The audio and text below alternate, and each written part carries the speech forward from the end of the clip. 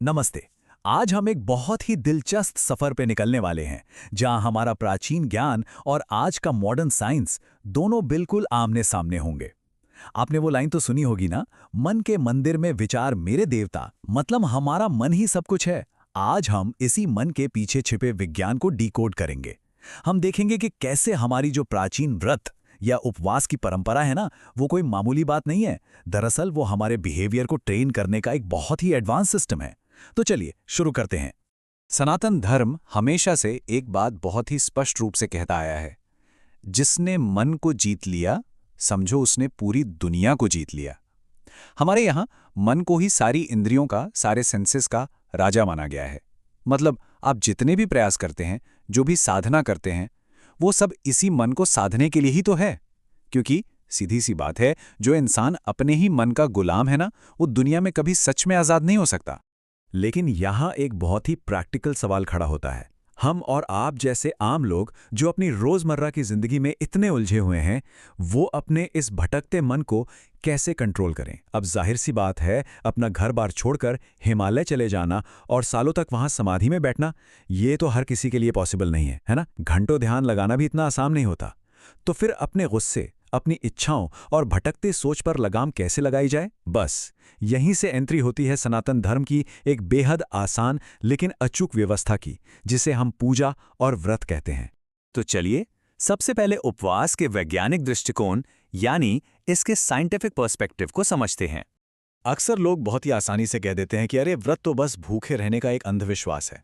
लेकिन सारा सीक्रेट तो खुद उपवास शब्द के अंदर ही छिपा है। ध्यान से सुनिए, उपवास दो शब्दों से बना है। उप मतलब निकट या पास, और वास का मतलब है रहना, यानी अपनी खुद की चेतना और ईश्वर के निकट रहना। इसका असली मकसद सिर्फ पेट खाली रखना तो बिल्कुल भी नहीं था, बल्कि सच कहूं तो ये एक तरह का पूरा रीसेट बटन था, जिसका गोल था आपके शरीर, मन और व्यवहार, इन तीनों को एक साथ प्योरीफाई करना। अब आते हैं इसके दूसरे हिस्से पर, शरीर की शुद्धि। ये बात सच में हैरान करने वाली है कि कैसे हमारे प्राचीन ऋषियों का शरीर शुद्धि का जो कॉन्सेप्ट था, वो सीधे तौर पर आज के मॉडर्न साइंस की ऑटोफैजी प्रोसेस से जुड़ता है। देखिए, होता क्या है, जब हम दिन भर कुछ ना कुछ खाते रहते हैं ना, तो शरीर की सारी एनर्जी सिर्फ उस खाने को पचाने में ही लग जाती है। लेकिन जब व्रत के दौरान हम अपने शरीर को थोड़ा ब्रेक देते हैं, तो आज के विज्ञान के हिसाब से उसे मेटाबॉलिक रेस्ट मिलता है। और पता है, इसी रेस्ट से शुरू होती है शरीर के अंदर की एक जबरदस्त डीप क्लीनिंग। और इस डीप क्लीनिंग यानी ऑटोफेजी के फायदे देखिए। हाल ही की कई साइंटिफिक स्टडीज में यह साबित हो चुका है कि यह प्रोसेस शरीर से पुरानी और खराब सेल्स को पूरी तरह से हटा देती है, नई सेल्स बनाने में मदद करती है, और तो और हमारी उम्र बढ़ने की जो प्रोसेस है उसे भी धीमा कर सकती है। जरा सोचकर देखिए, हमारी प्राचीन व्यवस्था हजारों साल पहले ही इन कमाल के बायोलॉजिकल फैक्ट्स को समझ चुकी थी। आज की दुनिया जिस चीज को इंटरमिटेंट फास्टिंग, डिटॉक्स डाइट या सेल्यूलर रिपेयर कहकर एक बिल्कुल नया और कूल ट्रेंड बना रही है, जरा ध्यान दीजिए। एकादशी, सोमवार के व्रत और नवरात्रि के उपवास के रूप में सनातन धर्म इन चीजों को हजारों सालों से प्रैक्टिस कर रहा है। आज की ये सारे हॉट वेलनेस ट्रेंड्स ना, असल में उसी प्राचीन और बेहद सिस्टमैटिक आहार नियंत्रण प्रणाली के बस नए नाम हैं। शरीर की बात तो हो गई, अब आते हैं इसके सबसे अहम पहलू पर, मन का प्रशिक्षण यानी माइंड की ट्रेनिंग। क्योंकि देखिए, व्रत का असली खेल ना पेट में नहीं बल्कि मन में खेला जाता है। शरीर की सफाई तो बस शुरुआत है, असली काम तो मन को ट्रेन करना है। इमेजिन कीजिए, आपके सामने गर्मा गर्म समोसे, पकौड़ियाँ और मिठाइयाँ रखी हैं। ये क्या है? ये है ट्रिगर। फिर अंदर से आवाज़ आती है, यार खा लेते हैं, बहुत जोर की भूख लगी है। ये हो गई आपकी क्रेविंग। लेकिन ठीक उसी पल अंदर से एक दूसरी आवाज़ भी आती है, नहीं, आज तो मेरा व्रत है। ये है आपका संकल्प। हमारी बेसिक इच्छाओं और हमारे कॉन्शियस विल पावर के बीच की इसी रस्साकशी से शुरू होती है माइंड की असली ट्रेनिंग। इस विचार को जरा और गहराई से समझते हैं। आज भगवान का दिन है।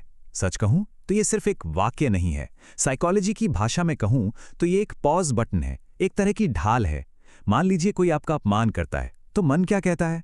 मन कहता है कि गुस्सा किया जाए, तुरंत पलटकर जवाब दिया जाए। लेकिन जैसे ही आपको अपने व्रत का संकल्प याद आता है, आप रुक जाते हैं। अगर किसी को कोई बुरी आदत है, तो व्रत का वो एक दिन उसे एक बहुत मजबूत ब्रेक दे देता है। मतलब ये विचार एक मेंटल बैरियर का काम करता है, जो हमें गलत रिएक्ट करने या बुरी आदतों में पड़ने से बचाता है। अब चलिए देखते हैं कि संयम और आधुनिक मनोविज्ञान यानी मॉडर्न साइकोलॉजी इस बारे में क्या कहते हैं। और यहीं पर प्राचीन ज्ञान और आज के विज्ञान का सबसे शानदार मिलन होता है। और ये कोई हवाई बातें नहीं है। 2021 में मार्कस और मैकुलो की एक रिसर्च ने साफ तौर पे साबित किया कि धार्मिक अनुष्ठान और व्रत लोगों में सेल्फ कंट्रोल और डिसिप्लिन को बहुत मजबूत करते हैं। और तो और 2016 की फास्टिंग एंड एंगर नाम की स्टडी में भी ये पाया गया कि जो लोग रेगुलर व्रत करते हैं उनका अपने गुस्से पर कंट्रोल और इमोशनल बैलेंस कहीं ज्यादा बेहतर होता है। तो ये साबित हो चुका है कि ये प्राचीन परंपराएं साइंटिफिकली हमें इमोशनली स्ट्रांग बनाती हैं। आज की मॉडर्न साइकोलॉजी जिन भारी भरकम शब्दों का इस्तेमाल करती है ना, जैसे delayed gratification, impulse control, self regulation और माइंडफुलनेस, आप इन सभी क्लिनिकल वर्ड्स को एक तरफ रख दीजिए और दूसरी तरफ सनातन धर्म के हजारों साल पुराने सिर्फ एक शब्द को रख दीजिए, और वो शब्द है संयम। जी हाँ, इन सभी मॉडर्न कॉन्सेप्ट्स का पूरा सार इसी एक खूबसूरत और प्राचीन शब्द में समाया हुआ है। तो सबसे जरूरी बात जो यहाँ निकल कर आती है वो ये है कि मनोविज्ञान बिल्कुल साफ शब्दों में कहता है कि बार बार खुद को कंट्रोल करने की जो ये प्रैक्टिस है ना, ये हमारे दिमाग के न्यूरोलॉजिकल रास्तों को मजबूत करती है। अगर इसे बिल्कुल आसान भाषा में समझें तो व्रत असल में हमारे दिमाग का एक न्यूरोलॉजिकल वर्कआउट है। ये हमारे दिमाग को इस लायक बनाता है कि वो अपनी सबसे कमजोर और नीची इच्छाओं को पूरे हक के साथ सीधे मुंह ना कह सके। तो आखिर में अब इस सवाल पर आते हैं, बंधन या मुक्ति? शरीर और मन की ये जो पूरी साइंटिफिक ट्रेनिंग है, ये आखिर हमें किस मंजिल की तरफ ले जा रही है? एक इंसान के रूप में हमारा अल्टीमेट गोल क्या है? इस सवाल का जवाब एक बहुत ही प्राचीन संस्कृत श्लोक की गहराई में छिपा है। मनः एव मनुष्याणाम कारणम बंधमोक्षो। इसका सीधा सा मतलब है कि ये मन ही है जो इंसान के बंधन का, उसकी जंजीरों का कारण है, और ये मन ही है जो उसकी मुक्ति का कारण है। जिस दिन इंसान अपने ही मन पर पूरा कंट्रोल पा लेता है ना, फिर वो अपनी बुरी आदतों और कमजोरियों का गुलाम नहीं रहता। और सच मानिए, यही सच्ची आज़ादी है, यही परम मुक्ति है। तो इस पूरे विश्लेषण के बाद एक बहुत ही अहम सवाल हमारे और आपके सामने आकर खड़ा होता है। क्या आज के इस 21वीं सदी के दौर में भी व्रत को हम महज एक पुरानी धार्मिक परंपरा मानकर छोड़ दें, या फिर ये इंसानी मन को हैक करने और उसे अंदर से फौलाद सा मजबूत बनाने के लिए डिजाइन की गई एक बेहद प्राचीन लेकिन हाईली एडवांस्ड साइंटिफिक टेक्नोलॉजी है? इस विचार पर एक बार ठंडे दिमाग से मंथन जरूर कीजिएगा।